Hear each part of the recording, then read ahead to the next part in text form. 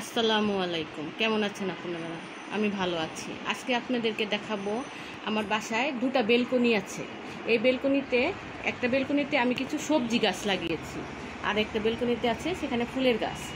আপনাদেরকে আজকে আমি আমার এখানে সেই সবজিগুলা করেছি, সেগুলো আপনাদেরকে দেখাবো। এটা হচ্ছে লেবু গাছ।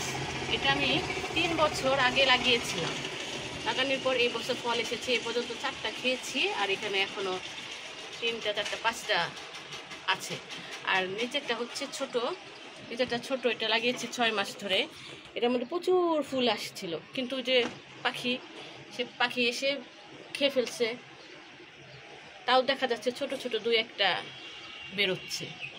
এগুলোর থেকে হতে পারে, যদি পাখি না খায় তাহলে লেবু হবে। আর এগুলো যে আমি পুঁইশাকের ডাঁটা লাগিয়েছিলাম, এটা হচ্ছে সে পুঁইশাকের ডাঁটা। আর এই যে দেখেন ছোট ছোট, আমি বাসায় কমলা লেবু এনেছিল, সেই কমলার বিচি থেকে এগুলা লাগিয়েছিলাম। আমি ম্যাক্সিমাম চারাগুলো এগুলো আমি কিনে আনি নাই, এগুলো আপনার বিচি থেকে করেছি। এই যে এখানে 3টা মালটা, মানে আপনার কমলা গাছ হচ্ছে 3টা দেখা যাচ্ছে। আর এটা হলো আপনার ক্যাপসিকাম, রোজারিতে ক্যাপসিকাম এনেছিলাম, সেই বিচি থেকে এই চারাগুলো উঠেছে। এখান থেকে আমি 4-5টা চারা এখানে সরিয়ে নিয়ে এসেছি।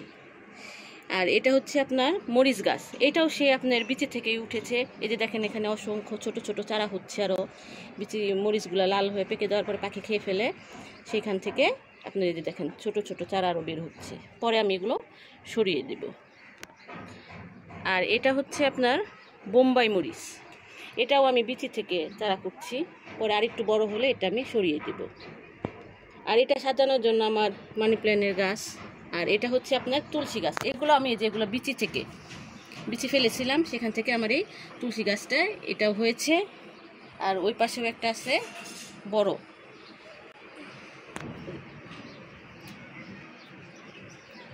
এই পাশেরটা হচ্ছে বড়। এই গাছটা আমি বিচি থেকে ফেলেছিলাম, পরে এখান থেকে যে চারা হয়েছিল সেই চারার থেকে আমি ওই চারাটা লাগিয়েছি।